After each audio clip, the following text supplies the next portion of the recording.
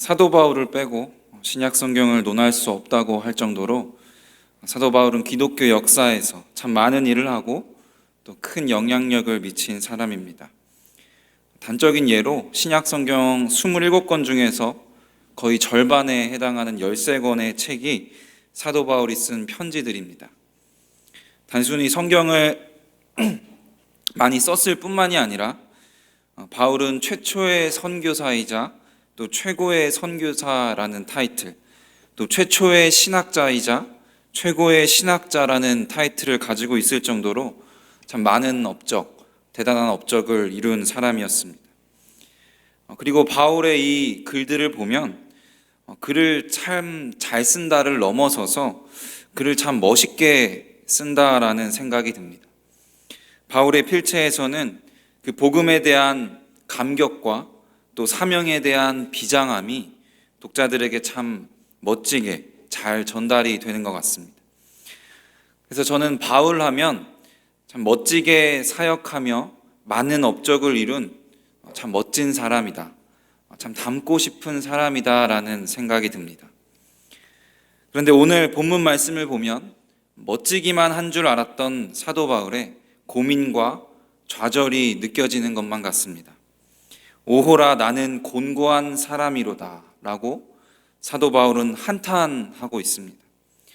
곤고하단 말의 원어를 보면요, 비참하고 끔찍하고 형편없다라는 뜻이 있습니다. 왜 바울은 자기 자신을 비참하고 끔찍하고 형편없다고 했을까요? 본문 21절부터 23절에 그 답이 있습니다. 그러므로 내가 한 법을 깨달았노니 곧 선을 행하기 원하는 나에게 악이 함께 있는 것이로다. 내 속사람으로는 하나님의 법을 즐거워하되 내 지체 속에서 다른 법이 내 마음의 법과 싸워 내 지체 속에 있는 죄의 법으로 나를 사로잡는 것을 보는도다. 속사람은 하나님의 법을 즐거워하지만 육체 속에서는 죄의 법이 지배하고 만다고 고백하고 있습니다. 여기서 속사람은 하나님을 만나고 새로운 생명을 얻은 사람을 말합니다. 그리고 육체는 단순히 생리적인 신체를 말하는 것이 아니라 사람의 부패성을 말하고 있습니다. 쉽게 말해서 이제 하나님을 만나고 선을 행하고 싶은데 우리는 악을 행하게 된다는 겁니다. 사도 바울도 마찬가지였습니다. 그래서 사도 바울은 자신이 자꾸 내 마음과 다르게, 속사람과 다르게 죄를 행하기 때문에 비참하고 끔찍하고 형편없는 사람이라고 고백하고 있습니다. 사도 바울은 굉장히 멋진 사람이었음에는 분명하지만, 그리고 또 하나님을 굉장히 드라마틱하게 만난 사람이었지만 결국 부패한 한 사람임은 우리와 다를 바가 없었습니다. 멋진 업적과 멋진 말들을 남긴 위대한 사람이었지만 결국 그도 죄를 지을 수밖에 없는 그 부패한 본성에서 벗어나지 못했습니다. 여러분들은 어떠신가요? 하나님을 만나고 새로운 생명, 속사람이 있는 사람이라면 이 바울과 같은 고민과 좌절을 경험할 것입니다. 선을 행하기 원하지만 하나님의 법을 즐거워하고 따르기 원하지만 우리의 부패한 본성 때문에 죄에 굴복하고, 그래서 비참하고 끔찍한 기분을 만약 여러분들이 단 한 번도 느끼시지 못했다면 어쩌면 아직은 하나님을 진정으로 만나지 못해서 속사람이 없는 사람일 수도 있습니다. 20대 중반에 저는 이 고민과 좌절감에 심각하게 빠져 있었습니다. 20대 중반에 처음 하나님을 인격적으로 만났는데, 하나님이 나를 찾아와 주셔서 만났는데 나는 왜 여전히 이 모양인가? 나는 정말 공고한 사람이구나, 비참하고 끔찍하고 형편이 없구나라는 고민과 좌절감에 빠져 있었습니다. 20대 후반에 신학교를 가서도 사실 이 고민과 좌절감은 없어지지 않았습니다. 아니, 오히려 더 커졌습니다. 자격도 없고 능력도 없는데 전도사로서 살아가는 것이 부끄럽고 너무나 힘들었습니다. 그래서 그냥 그만두고 도망가고 싶은 마음이 늘 저의 마음 한켠에 있었습니다.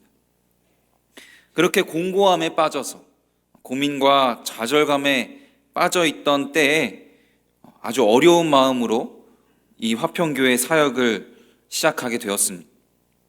그때쯤에 제게 참 큰 충격과 깨달음을 얻게 된 일이 있었습니다. 바로 저희 교단의 어른이시고 또 남포교회의 원로 목사님이신 박영선 목사님이 수업 때 하신 말씀을 통해서였습니다. 제가 질문한 것은 아니고 제 동기인데 저보다 더 나이가 젊은 어린 전도사 한 명이 수업 시간에 손을 들고 박영선 목사님께 질문했습니다.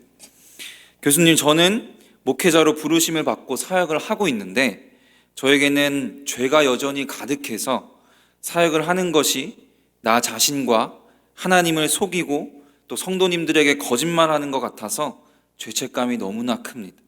저는 도대체 어떻게 해야 될까요? 그분도 저와 똑같은 공고함과 좌절을 경험하고 있었던 것 같습니다. 얼마나 그의 마음이 힘들었는지 그 질문을 하시면서 눈물까지 흘렸습니다.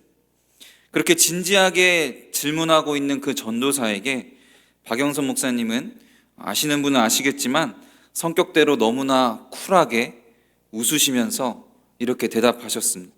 사실 몇 년 전이라서 정확하게 모든 말을 기억하진 못하지만 제가 기억하는 핵심 메시지는 이렇습니다. 웃기지 마라. 어차피 네가 생각하는 그런 사람이 너는 될 수가 없어. 그냥 성도님들이 너 때문에 시험 안 들게 전도사 연기나 잘해.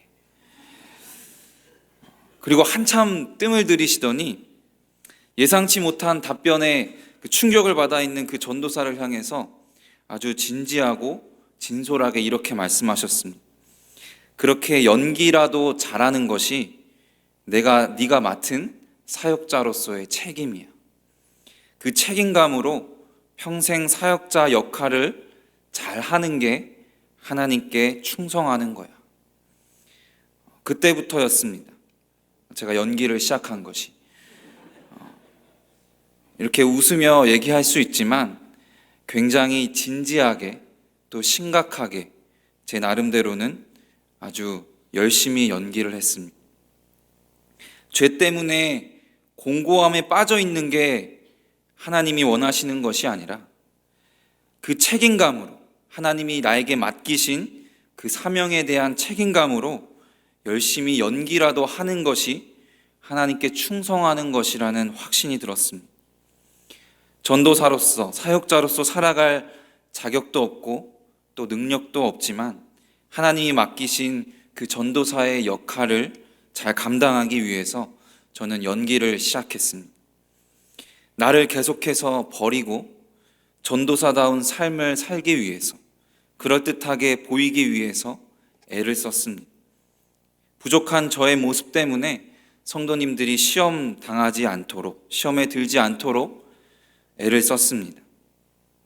여전히 제 안에는 죄가 넘쳐났고 여전히 저는 곤고한 사람이었지만 책임을 다하기 위해서, 하나님께 충성하기 위해서 최선을 다해서 연기했습니다. 사실 때로는 이게 맞는 건가 싶을 때도 있었지만 말씀에서 사도 바울의 모습을 통해서 억지로라도 책임감을 갖고 충성하는 것이 옳구나라는 확신을 갖게 되었습니다. 왜냐하면 사도 바울도 여전히 곤고한 사람이었지만 자신의 사명에 대한 책임감으로 충성되게 연기를 참 잘했던 사람이었기 때문입니다. 고린도전서 9장 16절에서 17절 말씀입니다. 내가 복음을 전할지라도 자랑할 것이 없음은 내가 부득불할 일임이라.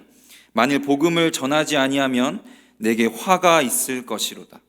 내가 내 자의로 이것을 행하면 상을 얻으려니와 내가 자의로 아니한다 할지라도 나는 사명을 받았노라.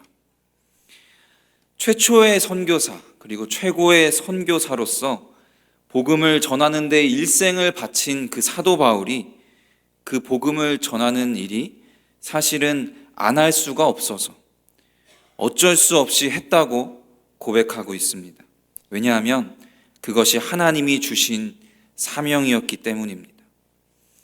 하나님이 주신 사명이었기 때문에 사도 바울은 죄로 인해 공고한 사람이었고 또 스스로 자의로 복음을 전하고 싶은 사람도 아니었지만 책임감으로 충성되게 평생 복음을 전했습니다. 바울이 특별해서, 바울이 우리와 다른 존재라서 그렇게 살 수 있었던 것이 아닙니다. 우리와 똑같은 부패한 본성을 지닌 사람이었음에도 불구하고 바울은 사명에 대한 책임감으로, 하나님께 대한 충성으로 선교사로서의 삶을 기가 막힌 연기로 잘 감당했던 것입니다. 연기라고 표현하는 것이 사실은 조금은 거북하실 수도 있습니다. 그래도 제가 굳이 그 박영선 목사님의 표현을 그대로 갖고 와서 연기라고 표현하는 이유는 바울의 본성은 부패했기 때문에 타고난 선교사도 아니었고 또 선교사로서 살아갈 자격이나 능력이 없음에도 불구하고 선교사로서의 삶을 너무나도 훌륭하게 살았기 때문입니다. 능력이 없었지만 자신의 역할을 충실하게 했기 때문에 연기로 표현하고 싶었습니다. 그 연기는 누구를 속이기 위한 것이나 또 자신의 이익을 위한 것이거나 또는 진지하지 않은 장난스러운 연기는 절대 아니었습니다. 굉장히 진지하고 비장한 것이었습니다. 사도행전에서 바울은 자신이 사명을 갖고 연기하며 살아가는 삶에 대해서 이렇게 표현했습니다. 사도행전 20장 24절 말씀입니다. 우리 함께 같이 읽겠습니다. 내가 달려갈 길과 주 예수께 받은 사명 곧 하나님의 은혜의 복음을 증언하는 일을 마치려 하면은 나의 생명조차 조금도 귀한 것으로 여기지 아니하노라. 마치 훌륭한 배우가 훌륭한 연기로 훌륭한 작품을 만들어내는 것처럼 사도 바울은 하나님의 사명에 대한 자신의 책임감으로 자신의 목숨까지 바치는 그 혼신의 연기를 통해서 자신의 충성된 삶을 통해서 훌륭한 작품을 만들어냈습니다. 너무나도 곤고했던 사람이었던 사도 바울. 스스로 비참하고 끔찍하고 형편없는 사람이라고 고백했던 사도 바울. 그럼에도 불구하고 하나님이 주신 그 사명을 위해서 목숨을 바쳐 충성했던 사도 바울. 도대체 어떻게 그런 삶을 살 수 있었을까요? 사실 오늘 본문 말씀은 사도 바울의 고민과 좌절에서 끝나는 말씀이 아닙니다. 본문 24절에서 25절 말씀입니다. 오호라 나는 공고한 사람이로다. 이 사망의 몸에서 누가 나를 건져내랴. 우리 주 예수 그리스도로 말미암아 하나님께 감사하리로다. 그런즉 내 자신이 마음으로는 하나님의 법을 육신으로는 죄의 법을 섬기노라.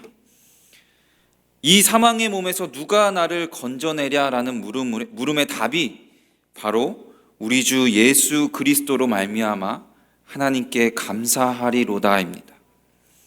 이 사망의 몸에서 예수 그리스도가 건져내셨다는 겁니다. 그 감사한 이유가 아주 구체적으로 8장에 드러나 있습니다. 로마서 8장 1, 2절 말씀입니다. 그러므로 이제 그리스도 예수 안에 있는 자에게는 결코 정죄함이 없나니 이는 그리스도 예수 안에 있는 생명의 성령의 법이 죄와 사망의 법에서 너를 해방하였습니다. 죄로 인해 비참하고 공고한 상태, 좌절감만 느끼는 상태에서 자신의 목숨까지 바쳐가며 연기하고 충성하는 삶은 참 소망이 없고 기쁨이 없는 삶이었을 겁니다. 그러나 사도 바울은 그렇게 자신의 목숨을 바친 것이 아니었습니다. 사도 바울이 목숨을 바쳐서 충성을 다하는 것은 하나님께 감사하는 마음 때문이었습니다.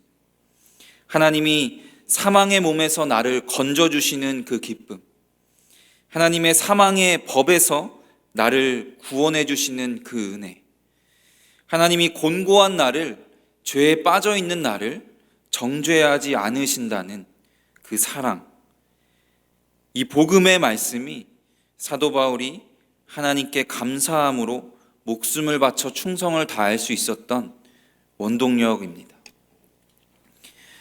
복음에 대한 이 기쁨과 감격이 사도 바울을 변화시켰듯이, 또 충성된 삶을 감사함으로 살아갈 수 있게 했듯이 우리도 또한 변화시킬 수 있음을 믿습니다.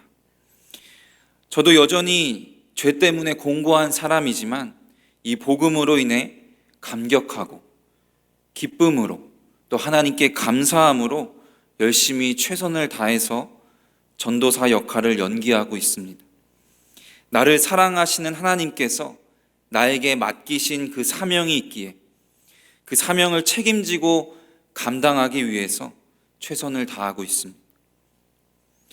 그렇게 최선을 다해서, 그렇게 오랜 시간은 아니지만 몇 년 연기를 하다 보니까 제가 어디까지가 연기인지, 무엇이 진짜 내 모습인지 저 자신도 헷갈리기 시작했습니다. 그래서 어디까지 연기일까, 어디까지 나의 모습일까 곰곰이 생각해 보다가 그것에서 깊은 하나님의 은혜를 발견하게 되었습니다. 여전히 부패하고 죄악으로 가득한 내 본성이지만, 여전히 사역자로 살아가는 것이 너무나 부족한 나의 모습이지만, 조금씩 변화되고 조금씩 자라나는 내 모습을 발견했습니다. 그저 할 수 없어서, 할 능력이 나에게 없어서 연기를 한 것인데, 그 충성되게 연기를 하다 보니까 하나님께서 나에게 조금씩 자라날 수 있는 열매를 허락해 주셨습니다. 나에게 그런 능력이 없는데 조금은 사역자다운 모습이 생겨나게 된 것 같았습니다. 그것이 나의 능력이 아니라, 나의 의가 아니라 성령의 역사이고 성령의 열매임을 믿기에, 너무나 잘 알고 있기에 나의 변화를 하나하나 깨달아가는 것이 얼마나 큰 감격이고 기쁨인지 모릅니다. 하나님께서 여러분들에게 주신 사명은 무엇입니까? 사도 바울처럼 누구는 이방인의 사도일 수도 있고, 누구는 저처럼 사역자일 수도 있습니다. 한 사람 한 사람 각자에게 아주 다양한 사명들, 그리고 모두 똑같이 귀하고 중요한 사명들이 있을 겁니다. 그러나 선교사든 사역자든 그 어떤 모습의 사명이든 하나님께서 모든 그리스도인들에게 주신 사명이 있습니다. 모든 그리스도인들에게 주신 책임이 있습니다. 딱 한 가지를 뽑아 말한다면 두말할 것 없이 사랑입니다. 마태복음 22장 37절에서 40절 말씀입니다. 예수께서 이르시되 내 마음을 다하고 목숨을 다하고 뜻을 다하여 주 너의 하나님을 사랑하라 하셨으니 이것이 크고 첫째 되는 계명이요 둘째도 그와 같으니 내 이웃을 내 자신같이 사랑하라 하셨으니 이 두 계명이 온 율법과 선지자의 강령이니라. 사랑이 가장 첫째 되는 계명이고, 이 사랑 안에 모든 계명이 들어 있습니다. 심지어 하나님이 사랑이셔서 우리가 사랑하지 않으면 하나님을 알지 못한다고 하셨습니다. 그러나 우리는 사랑하는 것이 참 쉽지가 않습니다. 우리의 부패한 본성 때문에 참 사랑하는 것이 어려운데, 그 사랑이 기본이고 사랑하지 않으면 하나님을 알 수 없다고 하니까 우리는 참 공고합니다. 참 비참하고 형편없게 느껴질 때가 있습니다. 사실 가장 가깝고 가장 사랑해야 하는 가족들, 또 특별히 부부도 항상 사랑하는 것이 참 어렵습니다. 결혼한 지 몇 년 지나면 서로 원수가 된다고 하는데, 그래서 예수님이 원수까지 사랑하라는 말씀을 하셨는지도 모르겠습니다. 원수까지 사랑하는 것은 둘째치고 우리의 옆에 있는 동역자들, 우리의 옆에 사는 이웃들, 그리고 하나님까지도 우리는 온전히 사랑하지 못합니다. 성경에서는 사랑은 오래 참는 것이라고 말합니다. 사랑은 온유하고 무례히 행하지 않고 자기 유익을 구하지 않고 성내지 않는 것이라고 합니다. 우리가 알고 있는 낭만적이고 감정적인 그런 느낌이 아니라 의지적인 느낌이 들지 않습니까? 우리의 마음은 부패한 본성 때문에 온전히 사랑의 마음을 갖지 못하지만 우리는 사랑을 하나님께서 주신 그리스도인에게 주신 사명으로 알고 책임감을 갖고 의지적으로 해야 하는 것입니다. 그래서 성경은 사랑을 아름다운 감정으로 표현한 것이 아니라 굉장히 비장한 의지적인 것으로 표현한 것 같습니다. 내가 사랑할 수 없는 것, 내 마음이 사랑의 마음을 갖지 못하는 것에 곤고해하는 것이 아니라 하나님이 우리에게 주신 그 사랑으로 인한 감사함으로 원수까지 사랑하는 것을 우리는 의지적으로 연기라도 해야 합니다. 그렇게 우리가 맡은 그리스도인의 역할을 하는 것이 하나님께 충성된 삶을 살아가는 것일 겁니다. 우리가 목숨을 바쳐서 충성을 다해서 사랑을 연기할 때 우리를 도우시는 성령 하나님께서 우리가 조금씩 사랑을 알아갈 수 있도록 인도해 주실 줄로 믿습니다.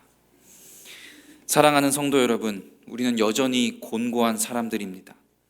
그러나 우리의 죄에서 우리를 해방시켜 주시고 정죄하지 않으시는 하나님의 사랑, 그 예수 그리스도의 복음의 능력이 우리를 변화시킬 수 있습니다. 우리는 공고함에 빠져서 좌절하며 살아가는 것이 아니라 복음으로 인해서 그 기쁨과 감사와 감격으로 인해서 사명에 대한 책임감을 갖고 충성되게 살아가야 합니다. 그리고 그렇게 책임감으로 충성되이 살아갈 때에 우리를 도우시는 성령님의 능력으로 조금씩 자라나고 조금씩 열매를 맺고 조금씩 예수님을 닮아가게 됩니다. 오늘은 제가 마지막으로 이 자리에 서는 날입니다. 2016년 12월부터 3년 동안 이 화평교회에서 사역을 했습니다. 3년이라는 시간이 여기 앉아 계신 성도님들에게는 참 짧은 시간일 수도 있지만 이제 30년 조금 넘게 산 저에게는 참 긴 시간이었습니다. 또 첫 사역을 시작한 곳이라서 화평교회가 고향과 같은 참 특별한 곳으로 느껴집니다. 또 이 긴 특별한 시간이 무엇보다 저에게 참 귀한 것은 제가 많이 배우고 성장할 수 있었던 시간이었기 때문입니다. 또 저에게 분에 넘치는 많은 사랑을 주셔서 너무나 감사함으로 사역할 수 있었던 시간들이었습니다. 성도님들께, 또 담임 목사님께, 또 부교역자 분들께 받은 그 사랑들을 저는 평생 잊을 수 없습니다.